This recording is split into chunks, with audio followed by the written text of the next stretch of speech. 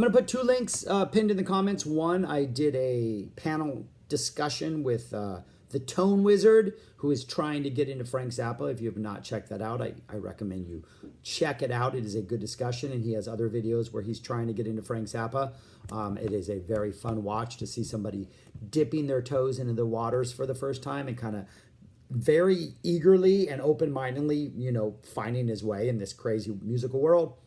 Also, I'm having a contest giving away this album, which I shall not name. If you want to win it, you have to guess my top 5 post-ZFT releases before anybody else does. I will put a link to that in the comments below. Also, if you want to take a guess, and there is a clue in this video about what one of those 5 is, if you're paying attention.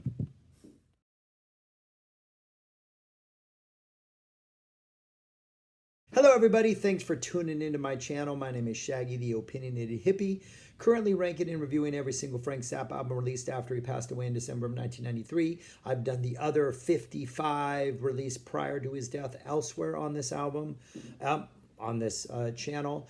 And in the 55 that I am including in the post-Zappa era, not counting the birthday bundles, not counting like 4 CD sets and a 1 CD highlight. I'm combining into one. But out of the 55 that were released after he passed thus far, I am on number 21, Orchestral Favorites, the 40th anniversary.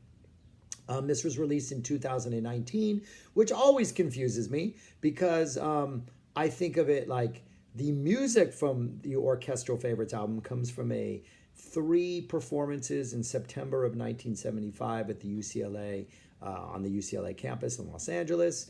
And then some of the material was included on Leather, which Frank played on the radio in '77, and then thus it became bootlegged because he wanted people to be bootlegged because it was all tangled up in Warner Brothers litigation. And then it was not officially released until 1979, the album Orchestral Favorites.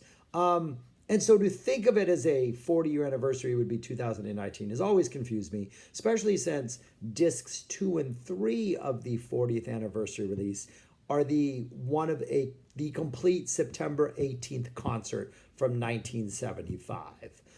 So it's kind of the 40th anniversary of the album, but the 44th anniversary of the music. So obviously this has only been out for less than 2 years.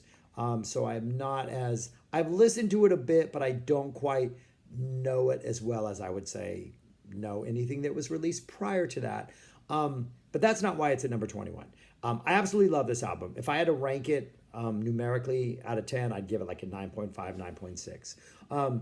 There were 3 specific reasons why it is at 21 and say not 5, because it is a fantastic album. And if you like Frank's classical stuff, and you don't have Orchestral Favorites, I think this is the 3 CD set worth buying. You can skip the original album. It's on here.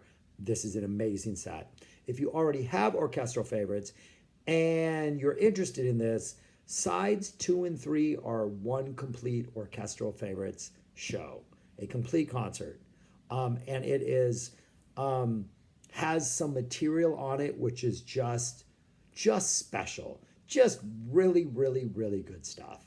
I'm obviously going to talk about that at some point, but it is a really, really strong release. And the reason it is at number 21 is, 1, have you heard the other 20? They're all pretty fantastic. B, I don't like talking. If you've watched other videos on this channel, I punished Roxy and Elsewhere quite severely in my original rankings because of all the talking that Frank does. I'm not a fan of talking. There are some phenomenal explanations on here that I'm glad I've heard, and I think they should have been included. But on re-listens, I don't need to re-listen to an explanation because I can remember what he said the first time. It's different than, say, like Don't Eat the Yellow Snow, like the You Can't Do That on Stage Volume 1, which has talking because it's audience participation and it's, you know, interacting with the crowd. That's a little different for me, like the in-song talking sometimes because it bothers me in Bebop Tango. Then different than a song introduction which has no music and no background and it's just talking. So there's over, I think I timed it, it's like over 22 minutes of like song introductions on sides disc 2 and 3. It's not that much, but it kind of is. It's almost a third. It's almost a sixth of the entire runtime. So, I could use a little less talking. And then finally, duplication. The first disc is essentially a duplication of the original Orchestral Mothers release. And then because the second two discs are the concerts, you get some necessary duplication there, but I don't hold that against it because there's Halloween sets still to come, and those literally just have the same set list night after night after night. And I'm not penalizing Halloween 77 for that at all, as you will eventually find out. Hint, hint. Hint, hint. But anyways, so it's a great release. But again, those are the reasons why it's a 21 and say not 6 or 7. Here's what is on it. The first CD is the original album, which consists of, it was my number 18 in the first, while he was alive releases. So if you want more breakdown of that, search my name and number 18 Orchestral Favorites. But this is the order. It is Strictly Gentile, Pedro's Dowry, Naval Aviation and Art. That's essentially side A. And then you get Duke of Prunes, which has a guitar solo, an overdub guitar solo, because apparently the feedback, just logistics problems. An overdub guitar solo, and then Bogus Pomp, which is a ridiculously fun song. Strictly Gentile was on 200 Motels. This is obviously an instrumental version. There's none of the lyrics that are on 200 Motels. And Bogus Pomp is essentially the music from This Town is a sealed tuna. I always want to say tuna salad. There's no salad in this tuna. This town is a sealed tuna sandwich. Just does not sound right.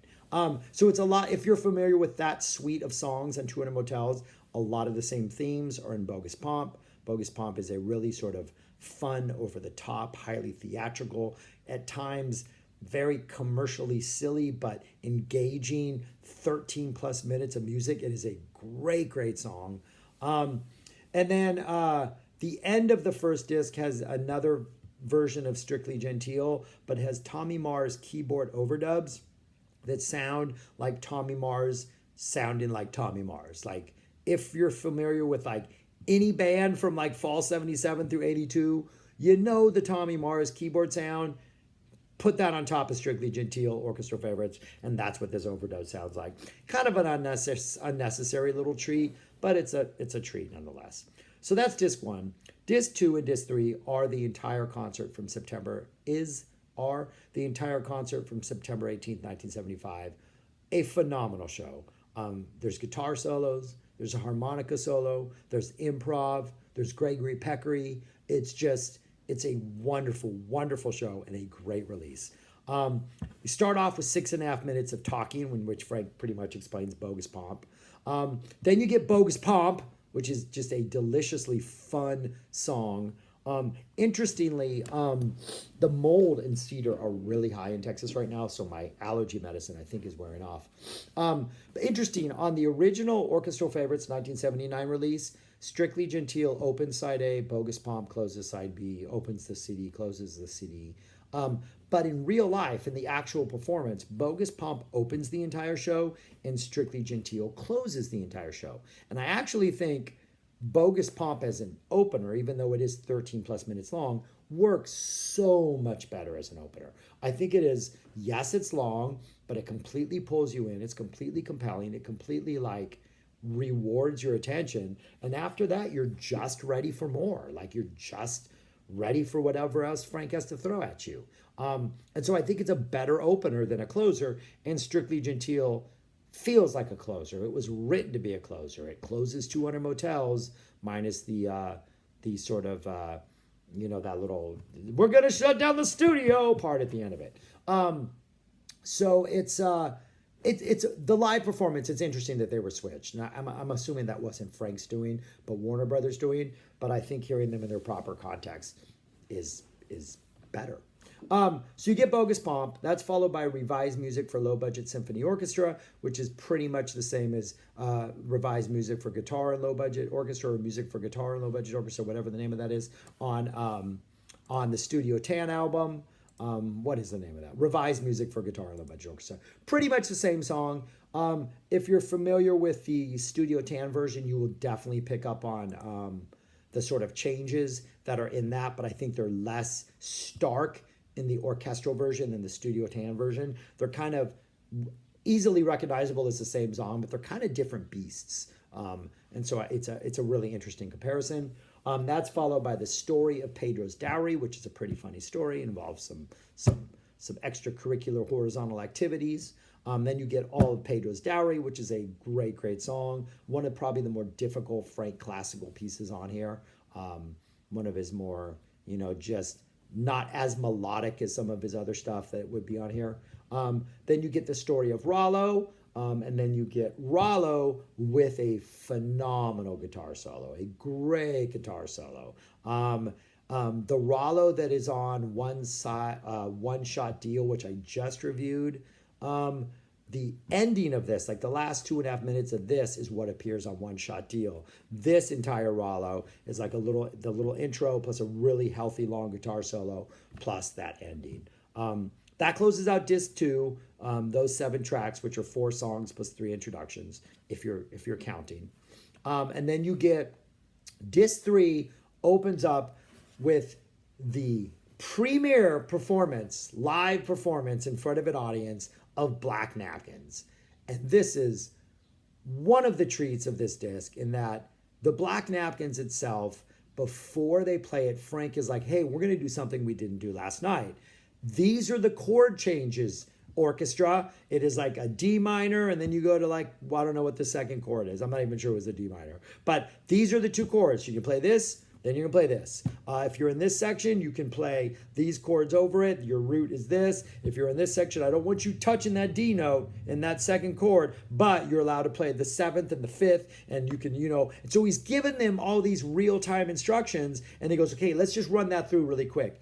And they start to run through it, and it's just like, you get those majestic chords of Black Napkins coming out of this orchestra for the first time they've ever played it. It's like, dun, dun. Just the power of those 2 chords is like, this is an amazing song. Like, Frank's not even dropping that melody line in there. He's just playing the chords, and already it's like, wow, this is going to be special.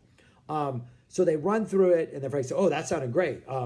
Anyways, we're going to do a little change up at this point. We're going to do this, and we're going to just vamp over this. And so he gives them these real-time instructions. Then they play the song, and it's gorgeous. It's beautiful. Like, Black Napkins is there. Yes, it would be fine-tuned. Yes, it would gain a little muscle once Baggio and Estrada would become, the rhythm section. But it's there, and it's gorgeous. And the guitar solo is, Frank's not holding back. Frank is soloing. This is yet another piece of evidence in why I think every single Black Napkins in the 75, 76 tours, specifically the winter early 76 tours, should be released. We just need a CD set with every single one of those Black Napkin solos, and I would buy it, and it would be ranked higher than this album, because everyone I've heard is just blown my mind. This one as well. That is interesting, because that is the first ever performance of Black Napkins live. That is followed by Dog Meat, which is the last ever performance of Dog Meat, if I'm not mistaken. I'm pretty sure it was never ever performed after this by a Frank band. I want to say the 88 band rehearsed it. It might have. I think it's on a sound check tape. I'm pretty sure it's Dog Meat. There's something from the fall 73, 74 band that the 88 band was going to do, and they never did it live. I'm pretty sure it was Dog Meat. I should probably check that. This is the last ever performance of Dog Meat, and it's definitely a different beast, especially the dog breath variations part. It's a lot more chaotic and not as tight and focused as that just magnificent, epic 74 version. This is one of those songs, I could play Dog Meat over and over and over and over and over again and never get sick of this. It is definitely a much looser, almost slightly more chaotic. Uncle Meat kind of tightens the reins and sounds a little more like they know what they're doing. But the Dog Meat, definitely the dog part of the Dog Meat is definitely a little more, whoa, this is kind of hectic. But still a great listen, a great combo, a great pairing. Though it is kind of weird to not hear the Tomershi Deween precede Dog Breath. But anyways, very good. Then you get Frank has all the band stand up and introduce themselves. That's the players, literally at the same time. Then we get Naval Aviation and Art, just a really short, brilliant, beautiful little number. Frank would play the recording of this as the entrance music during the 75-76 tour, where they would just play it. And then the band would come out and start playing a vamp or go into something. Then we get a very healthy, fun, lumpy version of Lumpy Gravy with a lot of improv at the end that goes into Evening at the Hermitage. If you know this, the thing on Lumpy Gravy, if you have the Lumpy Money release, the very first CD, I'm pretty sure it's the first CD, they've indexed the songs on Lumpy Gravy. And the two songs that are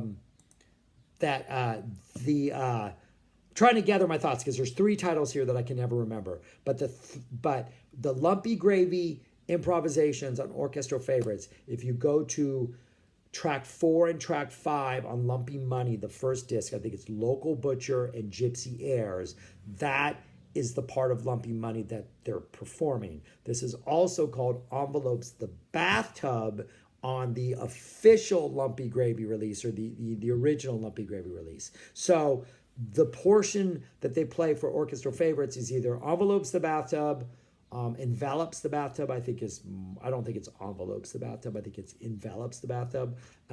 That, Local Butcher, and Gypsy Airs, that's the section that they're performing live. There's 50 bars of it. So what Frank says, he says, I only had time to notate 50 bars of it. The rest of it, we're just going to make stuff up. And they do. And it goes into what is called Evening at the Hermitage, which is also the first 2 minutes of this is the entire Hermitage track from One Shot Deal. So you get all that. That's a great part. It's Frank taking risks, conducting an entire orchestra. Just a really fun listen. Then after that is Duke of Prunes. There is a guest harmonica player in here, a local LA harmonica player. So instead of a guitar solo, which apparently there would have been issues, though obviously there weren't because Frank played guitar for Rollo, but there's a harmonica solo instead of a guitar solo. I think Duke of Prunes is one of the all-time great sort of taking an old classic Mother song, kind of like a Son of Mr. Green Jeans from Hot Rats. This is another song I wish had been maybe stretched out a little more or played more often or was more frequent in set lists. Just the instrumental Duke of Prunes with Frank tearing up on guitar. This could have been longer, could have been healthier, could have been just more of a staple, I wish, but this is still a great performance.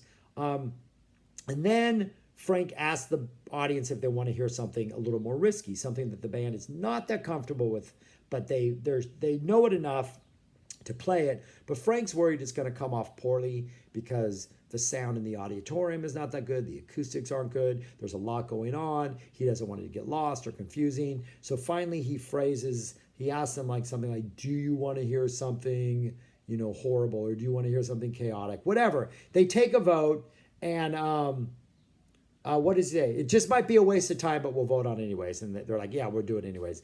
And they play Gregory Peccary, starting with the steno pool section. So you get what is obviously the steno pool section. You get a big chunk of Gregory Peccary. You get a little New Brown Clouds tease in there.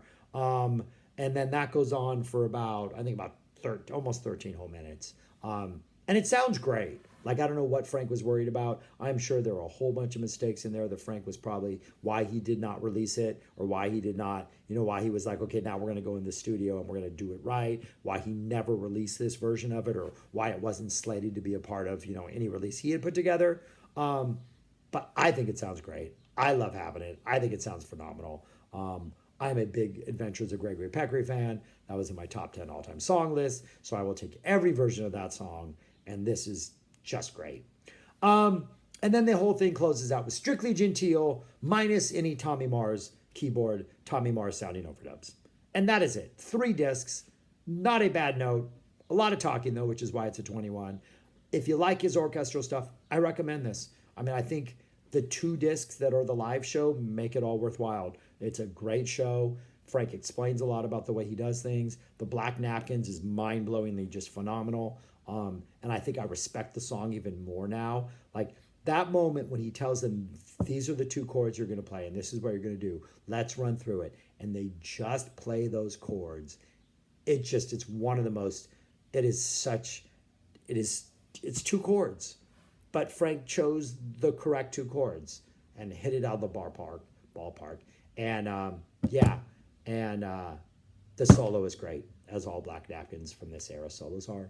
But that's it. I've talked for 20 minutes about this, which is interesting because tomorrow is April 20th, and we're going to start celebrating the fact that it's the 20th of April. I don't know why, but I think it's a day we should celebrate for some reason. So I'm going to start early with a Texas Shiner Bock Prickly Pear. And I'm going to listen to this album again. I've been like not revisiting these albums after I review them because I kind of have to refresh myself with what's coming up to make sure I got all my notes. I'm sure, yeah, this is what I want next and all that. But I'm going to re-listen to this because it really is, it's that good of a listen. I want to hear that Black Napkins again. So that's it. Thanks for watching. Subscribe, algorithms, leave me a comment. I'd love to know your thoughts on this album. I'm very happy that people have checked out other albums and enjoyed them. So I think I'm getting these reviews right. I think I'm sending people in the right direction. So I hope to continue to do that. I'm talking too much. Bye, you guys. Take care.